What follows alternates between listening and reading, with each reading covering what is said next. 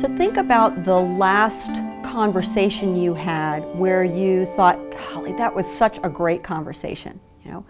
What did it feel like? Why did it seem like a really great conversation? And the chances are good that it was a kind of conversation that left you feeling smarter.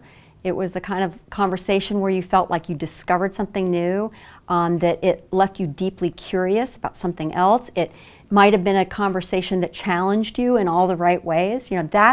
That's a truly great conversation. It's one where we genuinely learn something, or we come to a deeper understanding about why someone else holds a particular point of view.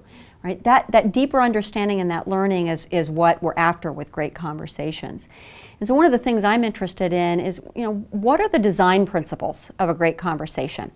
What are the essential elements that make a conversation truly a great conversation? And humility would be one basic design principle that we should all start from. Now, with humility, I don't just mean deference to expertise, right?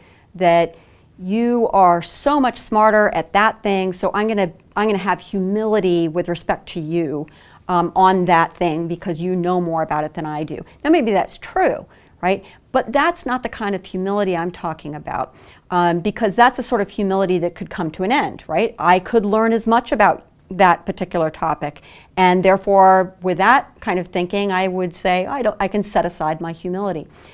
The kind of humility I'm talking about is the kind that you can't set aside, because the world is an incredibly complicated place. None of us can ever have the full lock on truth.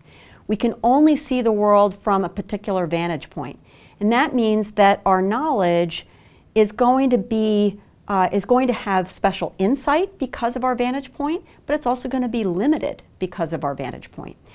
And so that sort of like limited knowledge that we can have about the world means that we must enter into any conversation with a deep sense of humility, because I need you to help me fill in my knowledge gaps, right? And you need me.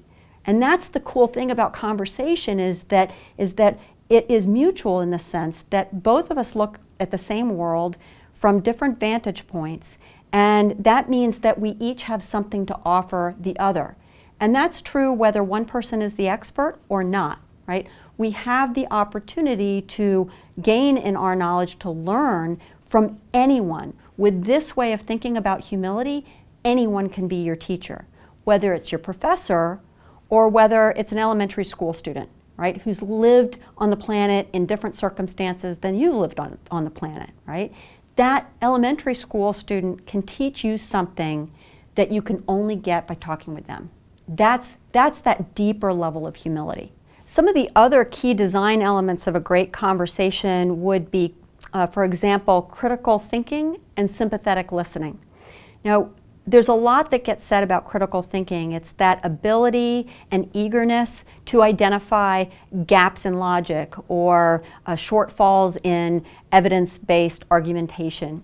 It is the cornerstone of what it means to have a liberal education, is to engage in that kind of critical thinking.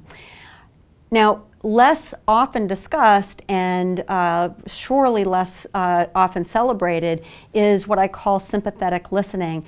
And I use the word sympathetic in the way that Adam Smith used the word sympathetic, which is, am I really understanding from that other person's point of view? That commitment to understanding the argument from the other person's perspective. Now, what sympathy in this case means is not that I feel what they feel, it's that I'm willing to set aside, even if it's just temporarily, that hunt for the slightest misstep in logic or reasoning. Setting that aside for a moment so that I can listen really carefully to what my conversation partner is saying, so I can understand from their perspective what their intellectual project is, or why it is that they are looking at the same world I'm looking at, but coming to a very, very different conclusion. I should assume that that person that I'm having that conversation with is intelligent and is exercising reason. So when I enter into the conversational space with that good faith that they're exercising reason, then what that means is that I need to set aside for a moment my hunt for the slightest misstep in logic so that I can really hear why it is that this smart person came to a different conclusion than I came to.